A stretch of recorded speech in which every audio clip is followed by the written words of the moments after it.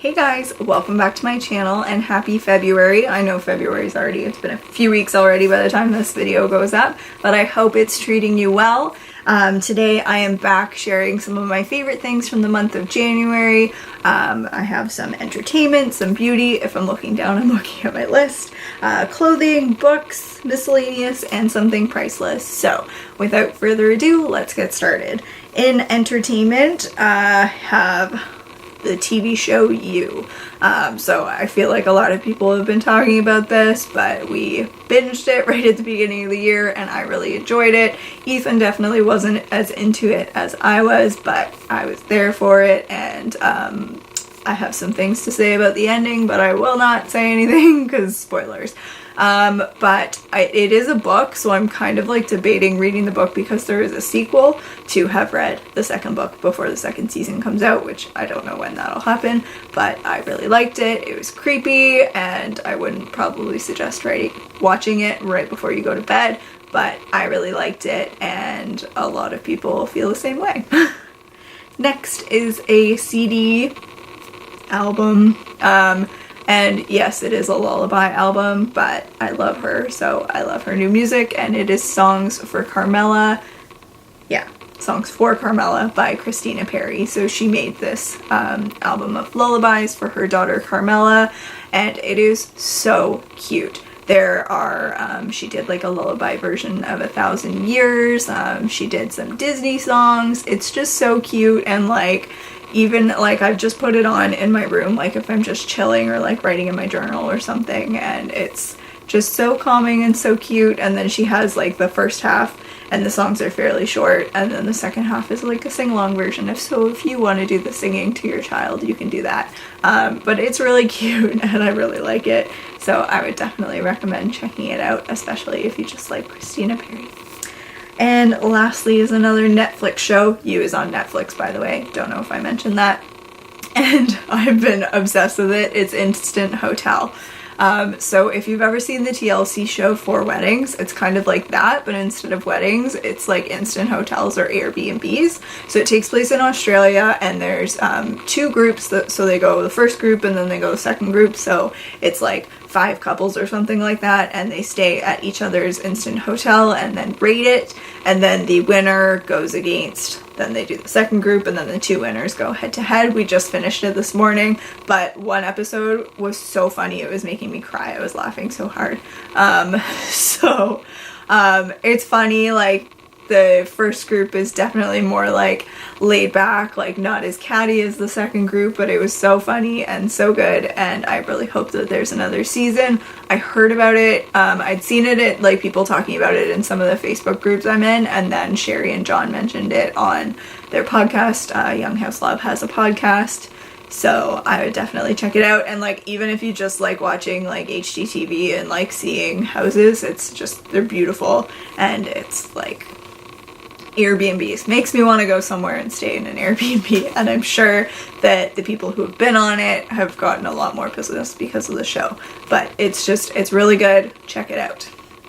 Next is the beauty category, and I have one thing, this like, I don't think it's like gross to show you. It's the Peaky Bar from Drunk Elephant. So you can see how tiny it is. This is the travel size.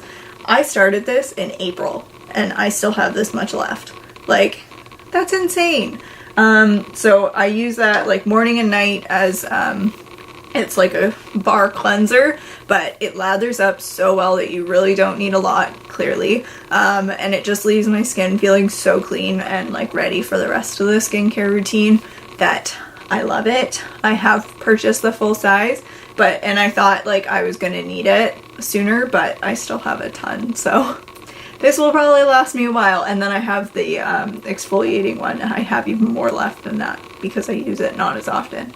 So in terms of value for money, like Drunk Elephant, other parts of the skincare are expensive, but when you take into consideration that was $36, I think, for both of them, and they've lasted me almost a year, that's really not any more expensive than something that you get at the drugstore. So definitely take that into consideration, because I can only imagine how long the full-size one's gonna last. And the other thing is this nail polish. So it's Sally Hansen Miracle Gel in shade 65 Garnish Attention. But it's like, I'm not wearing it right now, obviously, but it's like green, and then it's like purple in some light, and like blue. It just is a really nice color. It reminded me of like Ariel, kind of. It shows up more blue like when I wear it than purple, but it's just like in some lights it's green and some light it's blue. It looks sometimes black. It's just really nice. I wore it for like 2 weeks in a row. But I really like it. I like the Sally Hansen Miracle Gel. It's kind of like my go-to. I just find it holds up pretty well. But I would definitely recommend it. I actually like Instagram ads got me on this one. I saw it came up at like my sponsored posts, and then I was swiping through the colors and I saw that and I was like, I need that one. So I added it to my Amazon wish list and bought it pretty quick. But I like it and would recommend it. Next is books. Guys, I read 5 books in January. I'm really proud of myself. One of the books I didn't read, but you'll see why in a second. So the first one is A Modern Way to Cook by Anna Jones. So it's a cookbook. You can see we have lots of recipes that we want to try. We have done quite a few so far. My favorite one is probably the sweet potato gnocchi, which I actually made in a weekend vlog, so I'll put that up in a card if you want to see us make that. But it's all vegetarian recipes, which it's not advertised as, which I find interesting, because you'd think that it would be, but I guess it's just trying to appeal to a wider audience, because it's not like vegetarian. But they're supposed to be fast meals, so some say like 15-20 minutes up to like 45 minutes, maybe an hour, but it's sorted by length of time it takes to make it. I don't think that it's as fast as it says it is, but the meals have been pretty good, and generally it makes enough that we have leftovers when Ethan and I were just making it because we were house sitting and we made quite a few of the meals. So, but I would recommend it. Next is The Good Liar by Catherine Mackenzie. I don't have a copy of this because I read it in ebook format, but it was very interesting. So it is about like families that have been involved. There's this like massive fire that happens in Chicago that burns a building and like 500 people die. You guys, it's dark. I'm sorry. But so it deals with like families who have been affected by this, but it's based on stories that came out after 9/11. So it deals with one woman who like played dead and ran away from her family, and just kind of how she deals with that. So like they think that she died, but she actually wasn't in the building and ran away. Another person whose husband was in there and they were about to get a divorce. Like, how do you deal with that? And it's like somebody's making a documentary focusing on these 3 families that were affected by this tragedy. So it was really interesting, like page turner. I wanted to figure out what was going on, and I would recommend it. And I just thought it was an interesting take, because I was young when 9/11 happened, so I don't remember hearing about stuff like that, but it's an interesting like side of it, I guess. I don't know, it's really dark, but I enjoyed the book. And then next is Behind Closed Doors by B.A. Paris. So I read this book pretty fast too, and I actually connected to the main character in the book probably more than I've ever connected to a character in a book, and it's because she has a sister with a disability, and just like being able to read something that's like my life, like it was so weird, and I was just like, how does somebody know how I feel? Like, I just like, because that's something that like, my relationship with my sister is so different than a normal relationship. I don't know. I don't want to go into it too much, but it just was really cool to see that relationship in a book. And then it's like completely different than that, because it's like, oh, this marriage scene's perfect, but you don't know what happens behind closed doors, and it's like really creepy and really dark. But there's this other aspect of it that I enjoyed. But I would definitely recommend it. And I read it really quickly. But, and then there was one part that I really didn't like, but I'm not gonna say it because of spoilers, but I am an animal lover, so let me just say that. So that's it for books. I have one miscellaneous item, and that is my fountain pen. So I got this from my brother-in-law for Christmas. There's a look at it. This will focus. There you go.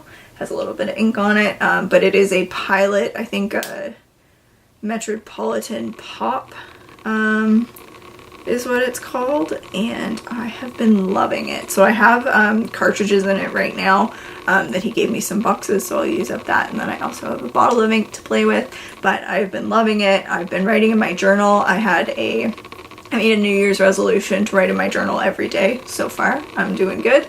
And I've been using journal prompts. I actually talked about that in a recent weekend vlog. I will put that in a card up there for you. But I just really enjoyed like having a nice pen to write with. Like, I'm a weird like stationery. I really like stationery and office supplies and stuff like that. So I've just enjoyed writing, like, even like my list for filming, I use this pen, and it's just so nice. I just really have enjoyed using it, and hopefully I don't become obsessed with fountain pens and spend a lot of money, but for now, I like that one. Guys, I totally stopped filming and forgot a category. So in clothing, I have one thing, and that is the sweater that I picked up in Disneyland. So Ethan and I got matching ones, and then I also saw a girl I follow on Instagram wear it, and I was like, hey, I have that sweater. But it is just so nice. I like that it's classic Disneyland, and like, look at that Mickey on there, and it's so fuzzy and soft, and like, it's not too hot. Like, it's kind of just like, it's not like a super light sweater, but it's not a super heavy sweater. It's just kind of somewhere nice in the middle, and I just love it. And normally, like, wear a sweater in the house, so I've been gravitating towards it a lot, but I'm really happy I picked it up. Ethan actually got the same one, and so we match sometimes, you know, we're that couple, but he really likes it too for the same reasons, just that it's kind of like something a little heavier but not too heavy. He definitely runs warmer than I do, that he will sit in the house in a t-shirt and sometimes puts that on, but I'm really glad that I picked it up and that I have a reminder of Disneyland often, because I still can't believe that I actually went there. Okay, on to the next category, because I've already talked about that. And then last in the priceless category is taking a weekend off. So kind of spur of a moment decision a couple weeks ago, I just decided I don't want to vlog this weekend, and so I put it on Instagram. If you're not following me on Instagram, I'll have the link down below. But I just said I'm taking the weekend off, and it was just really nice to just leave the camera on my bedside table and just not touch it for over a week. Not that I don't enjoy weekend vlogging, I wouldn't do it if I didn't enjoy it, but I just needed a weekend off, and I need to just be true to that, and if I'm not feeling it, just not vlog, because I don't want to seem fake behind the camera or anything like that. And it wasn't that like I didn't do anything. I actually like baked all weekend, which was so therapeutic and lovely. I'll put a picture in of everything that I made. I made lots of bread. But it was just nice to not have to like be on, or just to not have to think about, oh, what am I gonna film or anything like that. So it was really nice and was exactly what I needed. So I'm going to try to do it more often if I feel like I need to.